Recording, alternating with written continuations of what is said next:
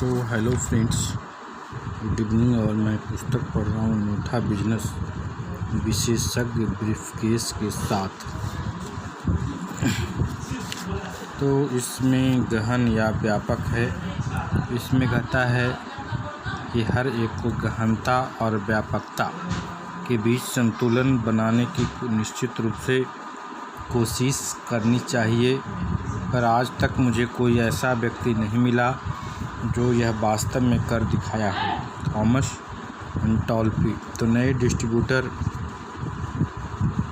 अक्सर यह प्रश्न पूछते हैं कि उन्हें बिजनेस को गहराई तक ले जाने या व्यापक बनाने किसके लिए काम करना चाहिए। यहाँ उसी के बारे में बताया गया है।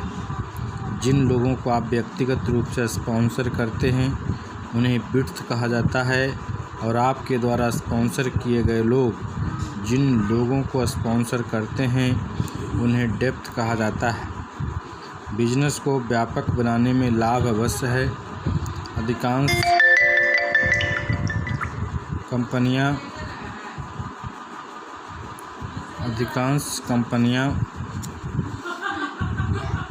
में जैसे जैसे आप व्यक्तिगत रूप से नए डिस्ट्रीब्यूटरों को नियुक्त करते हैं, आपका बोनस बढ़ता जाता है। आपके द्वारा नियुक्त किया गया पहला डिस्ट्रीब्यूटर भले 1000 लोगों को नियुक्त करे, आपको इससे कोई खास फ़ायदा नहीं होगा जब तक कि आप खुद दूसरा डिस्ट्रीब्यूटर नियुक्त न करें। आपका बोनस तीसरे डिस्ट्रीब्यूटर की नियुक्ति के बाद भी बढ़ता है। बिजनेस को व्यापक बनाने से आपके पास जल्दी पैसा आता है। क्या आपने उन लोगों के बारे में सुना है जो नेटवर्क बिजनेस से कुछ महीनों में हज़ारों डॉलर कमा लिए? उन्होंने बिजनेस को व्यापक बनाकर ही यह सफलता प्राप्त की। फिर क्यों बिजनेस के गहनता के बारे में सोचें। तो यह समझने के लिए थोड़ी अकल की ज़रूरत है। विश्व का सबसे बड़ा और फ़ायदेमंद डिस्ट्रीब्यूटरशिप बिजनेस की व्यापकता से कहीं ज़्यादा उसकी गहनता पर जोर दे रहा है। वास्तव में अधिकांश नेटवर्किंग के गुरु यही बताते हैं कि एक समय में कोई भी व्यक्ति व्यक्तिगत रूप से नियुक्त गए 3 डिस्ट्रीब्यूटरों से ज़्यादा को ठीक से ढंग से और पूरी गहनता के साथ नहीं विकसित कर सकता।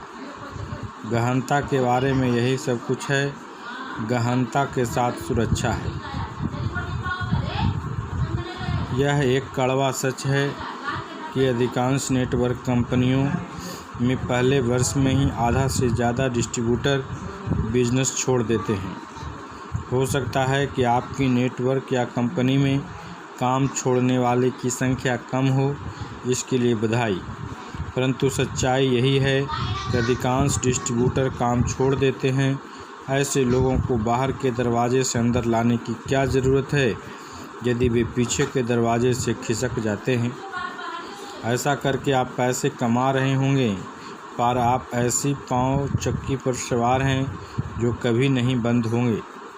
ऐसी दशा में कैसे आप अपने डिस्ट्रीब्यूटरों को विकसित कर सकते हैं? कैसे आप सही अर्थों में अवकाश ग्रहण करने के बाद आमदनी का जरिया बना सकते हैं? कैसे आप काम बंद करने के बाद भी कुछ न कुछ पैसा कमा सकते हैं? इसका जवाब है गहनता। आप अपने द्वारा नियुक्त किए गए डिस्ट्रीब्यूटरों को अधिक समय देकर उनकी मदद कीजिए और उनके लिए नेटवर्क तैयार कीजिए। अपने द्वारा स्पॉन्सर किए गए लोगों की सहायता कीजिए। अधिकांश लोग कंजूस होते हैं। वे किसी भी चीज़ को बर्बाद करना पसंद नहीं करते। यदि वे गलती से किसी पत्र पर गलत पता लिख देते हैं तो वे पोस्टेज स्टाम्प और लिफाफा अपने पास तब तक रखते हैं जब तक वे इसका दोबारा उपयोग न कर लें। विश्वास कीजिए, इस तरह के कंजूस व्यक्ति आसानी से बिजनेस छोड़कर नहीं जाएंगे। भले ही उनकी खुद की रुचि इस बिजनेस में ना हो, पर हो सकता है उनके द्वारा नियुक्त किए गए डिस्ट्रीब्यूटर अच्छा काम करें। और यदि आपने उनके लिए 5-6 लोगों का एक ग्रुप बना दिया है तो वे हमेशा आपके साथ रहेंगे। फिर यहाँ बिजनेस वॉल्यूम का प्रश्न उठता है। आप जितना हो सके अपने बिजनेस को व्यापक बनाएंगे, उतना ही अधिक बोनस आपको मिलेगा, परंतु बोनस के रूप में मिलने वाली 15% की रकम बहुत कम है। इसलिए आय को अपने बिजनेस वॉल्यूम को बढ़ाने की आवश्यकता है और गहनता के साथ काम करके आसानी से आप अपना बिजनेस वॉल्यूम बढ़ा सकते हैं। आइए देखें कैसे। तो जिम ने बिल को स्पॉन्सर किया। टीम को कौन स्पॉन्सर किया? बिल आपके द्वारा व्यक्तिगत रूप से स्पॉन्सर किया गया डिस्ट्रीब्यूटर है। वह आपका फ्रंट लाइन है। यदि आप उसके साथ मीटिंग रखते हैं तो आप दोनों के लिए आगे बढ़ने की संभावनाएं बढ़ती हैं, परंतु यदि आप टीम के साथ मीटिंग करें जो उनका बिल का डाउन लाइन है तो आप तीनों को फ़ायदा होगा। अब 3 को 12 गुना करके देखिए, आपके सामने तस्वीर साफ हो जाएगी। आप शाम को 3 लोगों के साथ काम कर सकते हैं या गहन रूप से 15 लोगों के साथ काम कर सकते हैं। जल्दी ही आप 100 लोगों के साथ काम करने लग जाएंगे। याद रखिए, इस खेल का नाम है संख्या।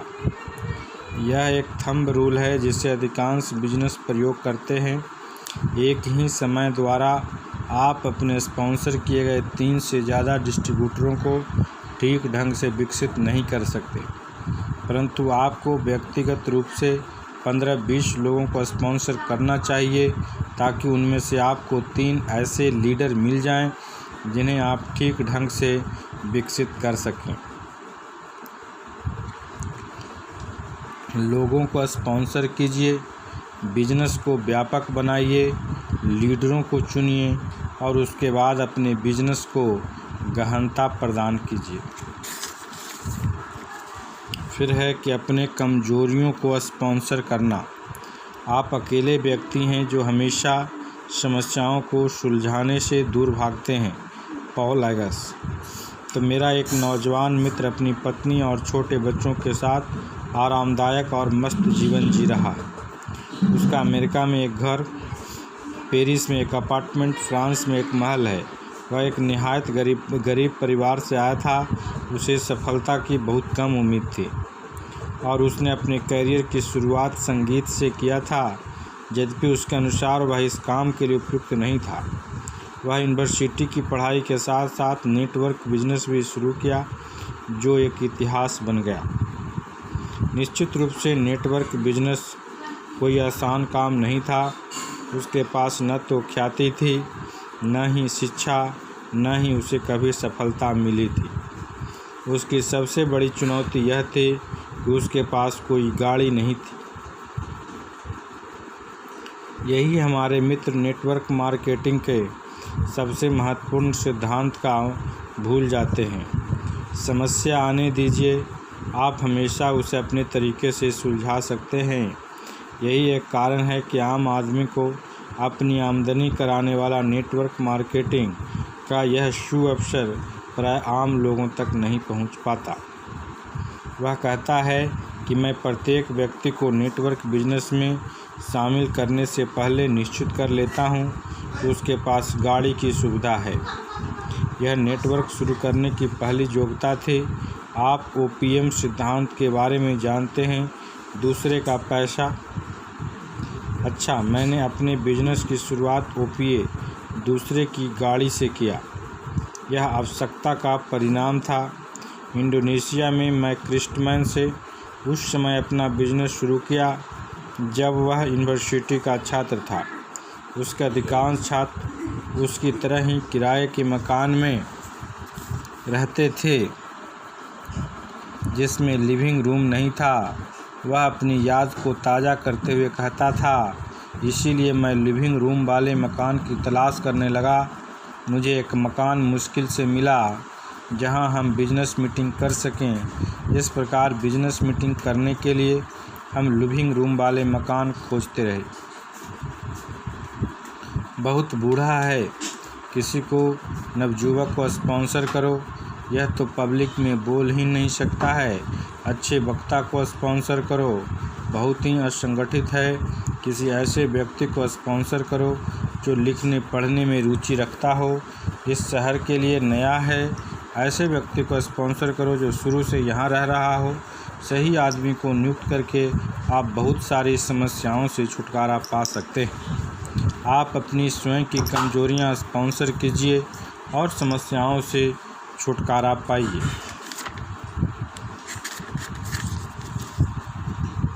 दुगनीकरण की गति को समझाना। कहता है कि नेटवर्क बिजनेस में सीखने और कहने से कहीं ज़्यादा करने का महत्व। नेटवर्क बिजनेस में सीखने और कहने से कहीं ज़्यादा करने का महत्व है। सबसे बुद्धिमान व्यक्ति नेटवर्क बिजनेस को सुनिश्चित प्रणाली का अनुकरण करेगा। वह नेटवर्क बिजनेस की कमजोरी है, पर यही उसकी शक्ति भी है।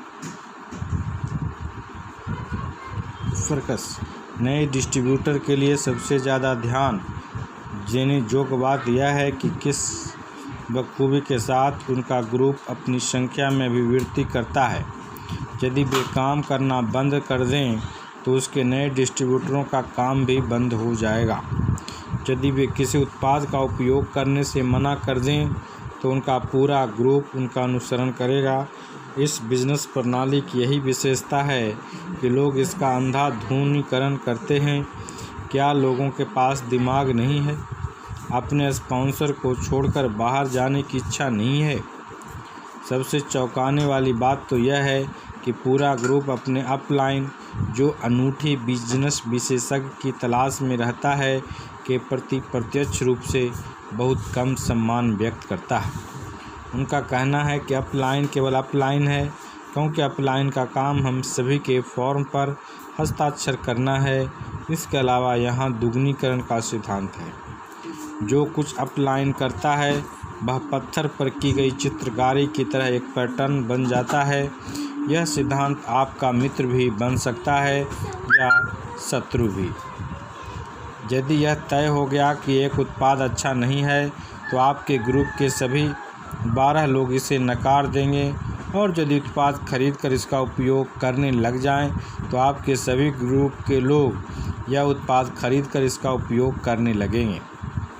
कहने का तात्पर्य यह है कि आप लोगों की लिस्ट अवश्य बनाइए, बिजनेस टेप सुनिए, बुक पढ़िए, बिजनेस कार्यक्रमों में हिस्सा लीजिए, अपने अपलाइन और डाउनलाइन को प्रमोट कीजिए। यानी आपको खुद सब कुछ करना पड़ेगा, आपका ग्रुप ये सब नहीं करेगा। यदि आप चाहते हैं कि सब कुछ चलता रहे और आपको गतिशील होना पड़ेगा, हाँ, तो आप कह सकते हैं कि लोगों के सामने खड़ा होकर भाषण देना बेकार है। यह मुझसे नहीं हो पाएगा। संयोग से आपके ग्रुप में आप ही की तरह सभी संकोची है।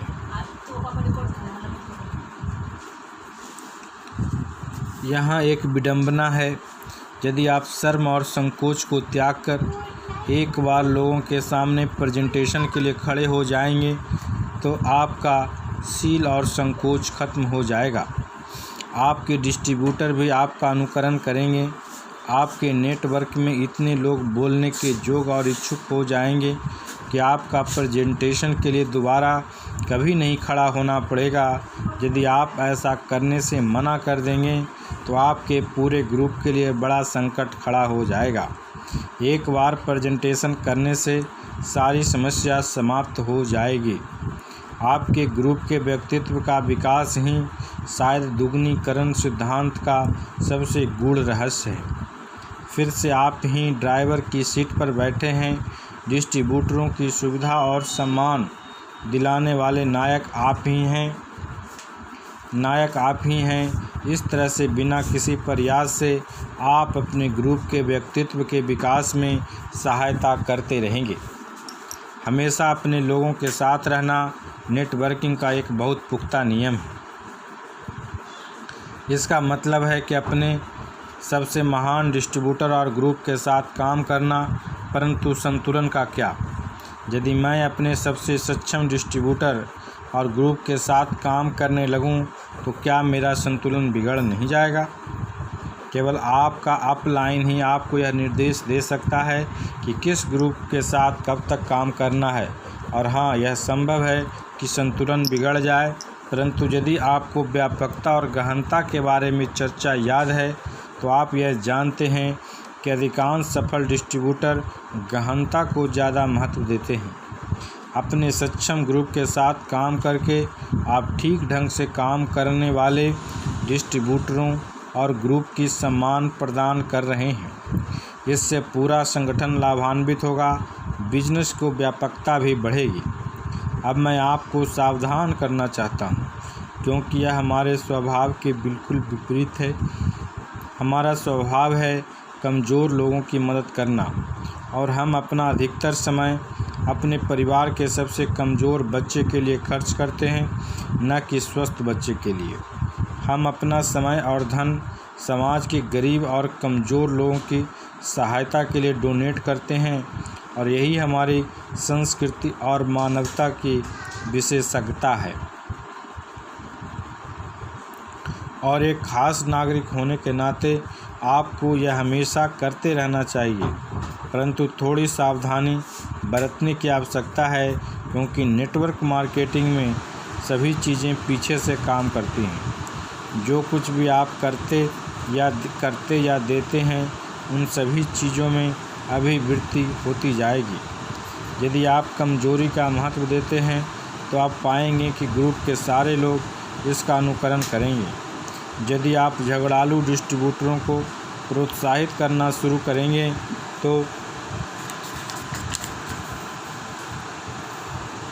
तो आपके ग्रुप के सारे लोग इसी तरह का व्यवहार करेंगे।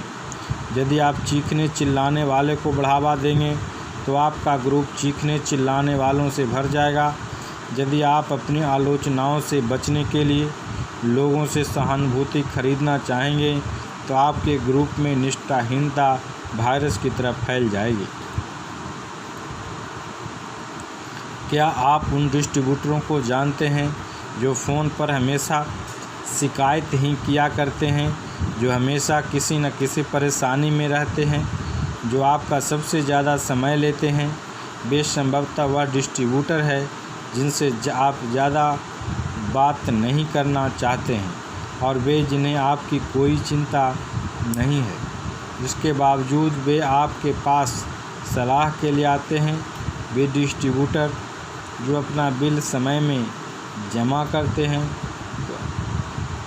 तो आपकी सलाह के अनुसार काम करते हैं। वे डिस्ट्रीब्यूटर हैं जिनसे संभवतः आप बात करते हैं। शायद झगड़ालू लोग आपके माता पिता या सबसे अच्छे मित्र हैं। आप उनकी देख रेख करते हैं, चाहते हैं उन्हें सफलता मिले, और यदि आप उनके साथ लेकर नहीं चल सकते तो आपकी सफलता अधूरी है। यह एक कड़वी सच्चाई है कि अपने लोगों को भलाई के लिए आप यही कर सकते हैं। ठीक ढंग से बिजनेस को सक्षम बनाएं। यदि आप सफल होते हैं तो आपके ग्रुप के लोगों को सफलता की संभावना बढ़ जाती है, परंतु यदि आप उनकी प्रतीक्षा करेंगे या उनके क्रियाकलाप में बाधा डालेंगे तो आप दोनों का